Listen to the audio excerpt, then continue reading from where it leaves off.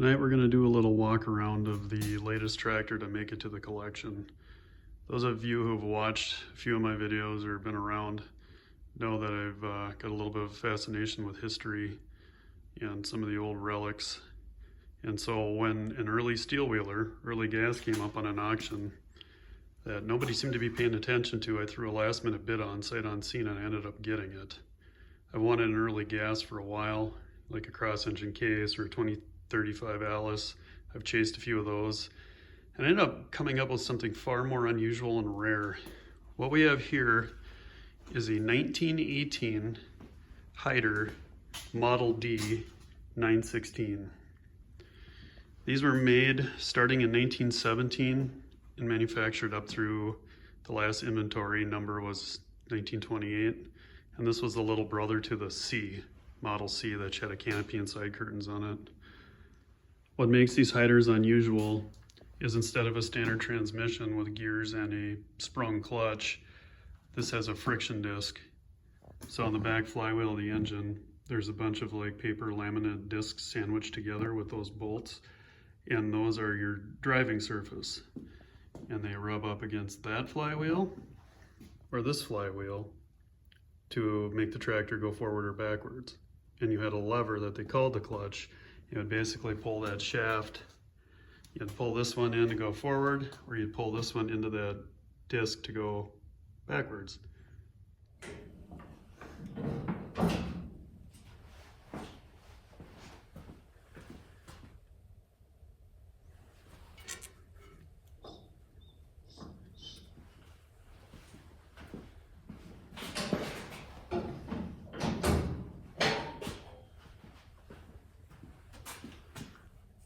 Now there's no contact. So the lever on the right of the steering wheel on the platform here is what they call the clutch. And all you do to go forward is you would take it when it's in the center, neither flywheel is making contact with the friction disc. So you just roll this ahead until you found your notch where you're making contact and driving without slipping. Then to stop, you just pull it back to the neutral position. If you want to go backwards, you just pull it back and engage the other flywheel by sliding that shaft sideways.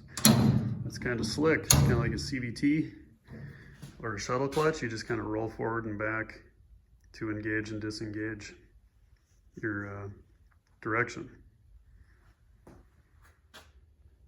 And to vary the speed on this, so it just wasn't a single speed, you would pull that friction surface towards the inner diameter of that flywheel to spin it faster, and to the outer surface to spin it slower. And they called it a 7-speed because there's 7 notches on the lever that pulls that in and out. And how they achieved the speed difference is they actually slid the whole engine and radiator assembly on a rail. So the whole thing slid, including the lever, or the piece of wood that has the spark advance retard on the magneto, and the throttle lever.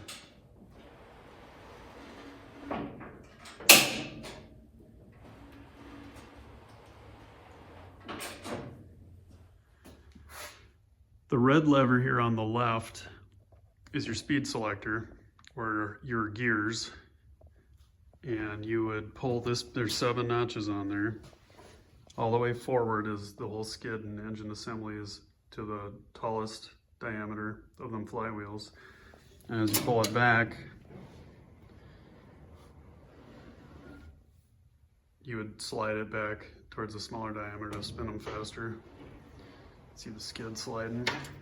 And the controls for the throttle and spark advance and water actually slide right with the whole engine. So that moves in and out through the firewall here. Pretty interesting. Now it's currently in its slowest drive speed because it's furthest out on this flywheel. I'll slide the motor back to the fastest position.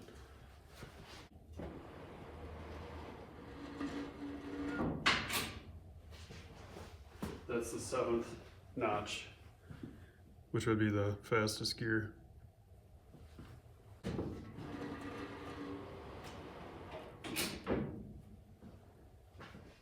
The other controls on the platform. I know this is Heider 1916. I found out from two separate sources that were both familiar with the tractor that this was in a roadside museum in the Upper Peninsula of Michigan for more than 30 years. And being that they didn't make this model in 1916, my guess is that whoever the museum kind of did a crappy rattle can job on this. They painted everything green. A lot of the wheels and stuff, different parts were supposed to be red. And as standard, you guys that go to the tractor shows know, on a lot of the early prairie tractors, they always write the horsepower on the bottom after the name of them, like 30, 60, 20, 35. So my guess is somebody told them to paint 916 because that's the drawbar and the pulley rated horsepower, and they just did 1916. So we've got two levers here on the left, and this apparatus here. What this is the plow controls. These would have come with a mounted two bottom, and there's the drawbar underneath for the plow mount. And the lever on the outside was your tilt, which would lower just part of your drawbar down to get your plow angled the way you wanted it to. This other lever was the depth control. So you'd figure out how deep you wanted to plow. You would raise and lower that. And this had a power lift. So when you get to the end of your furrow, you'd kick that bar down. It would engage a gear that's driven off the axle, and it would go about a third of a turn, and it would lift the whole plow out of the ground. So it was actually like a 3 points of mount. I don't want to call it a 3-point, but some were saying that this would have been the first known example of that.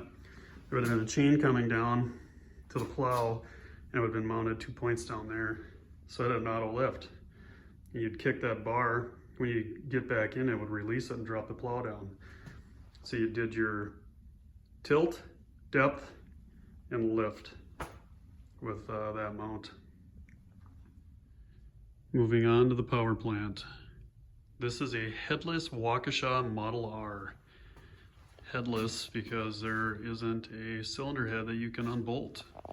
They're basically two jugs with 2 pistons each, and it's enclosed. You get access to the valves by pulling these valve port plugs out. The ones with the starting cups above them are the exhaust. The one with the spark plugs above them are the intake. And this engine is a 4 1/4 bore by a 5 3/4 stroke, built at the very end of 1917, which is why I call this a 18 model. They were started in 17, but I would assume they built it, got it out for the next year production. 326 cubic inches, which is about 5.3 liters. Has a Dixie magneto on it, and it is an all-fuel tractor. It ran kerosene, or was designed to run kerosene. The fuel system on this is a little unusual, so we'll go into that next. So this has a Kingston 4-ball carb, which I don't know much about. I just know a lot of people don't want to work on them.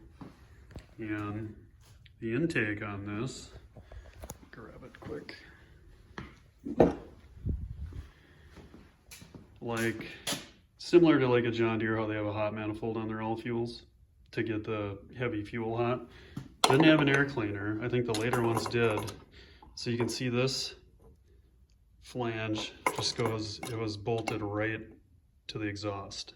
So it just sucked hot air around into that carb, which presumably would be, say your kerosene would burn. But you may notice there's copper tubing on the intake of this, which goes across the top to a needle valve, to a rod that goes all the way to the operator platform, along with the throttle and the spark retard advance. So this had 2 tanks. Ignore the kerosene painted on that, that's incorrect.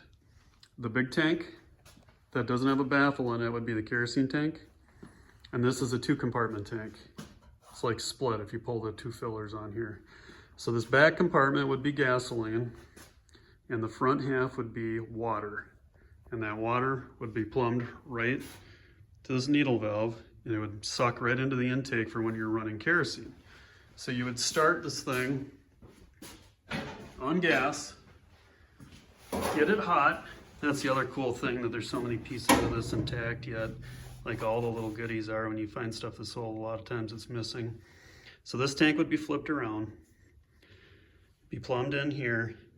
So you have your gas, kerosene, and then your selector, and that would go down to the carb. You get it hot, and then you'd switch over to kerosene, and kerosene's kind of like a diesel fuel. And what would happen when you'd be running, it would start to detonate. It would start exploding before top dead center. And their fix to raise the octane and to cool the charge gas was to mix it with water, which isn't uncommon for the time. A lot of the early Rumleys did that too. And they were higher compression, so they tended to diesel more.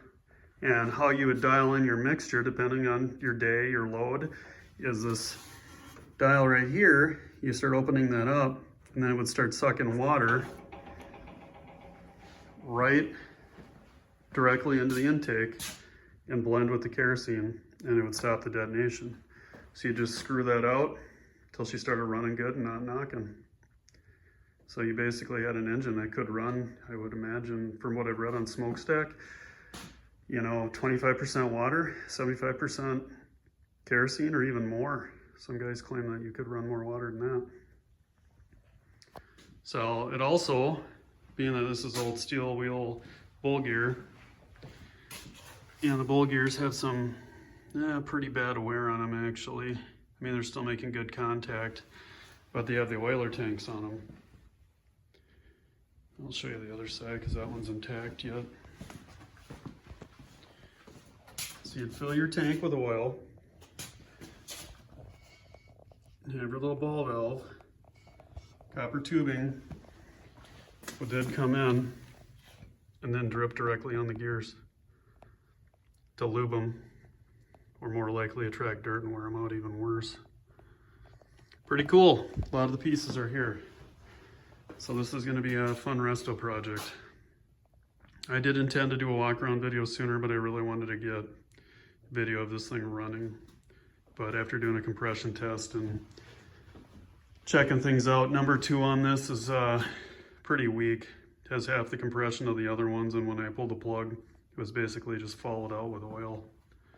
However, it did run earlier this fall because this was on an auction in Michigan, and a tractor jockey bought it, presumably flipped it with other ones from that auction because I was able to track them tractors and find them listed on that auction in Michigan.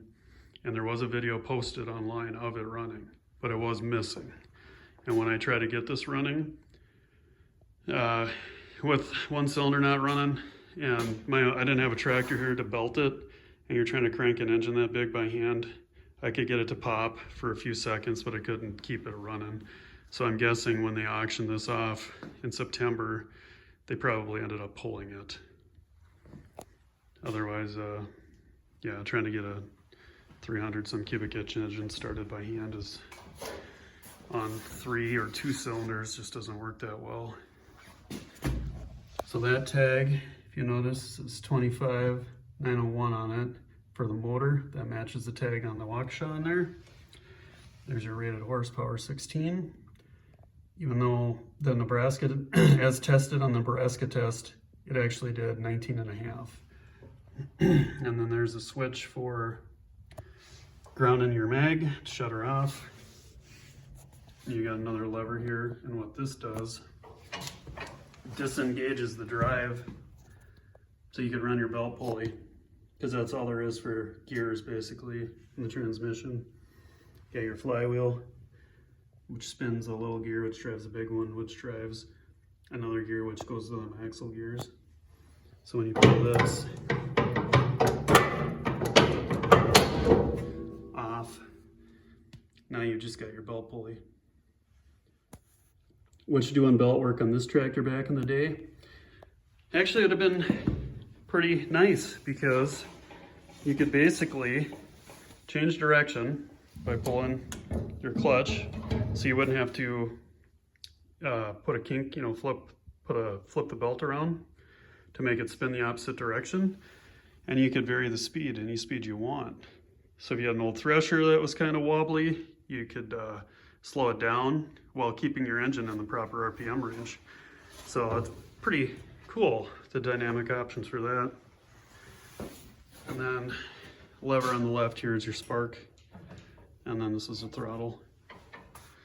So gonna get this tore down this winter and try to get her running, and eventually it'll be a full resto because this tractor is pretty unusual and there's not many of them around. So if any of you guys know of any Model D parts or plows laying in a fence line, or somebody has some weird stuff, let me know. I'd be very interested.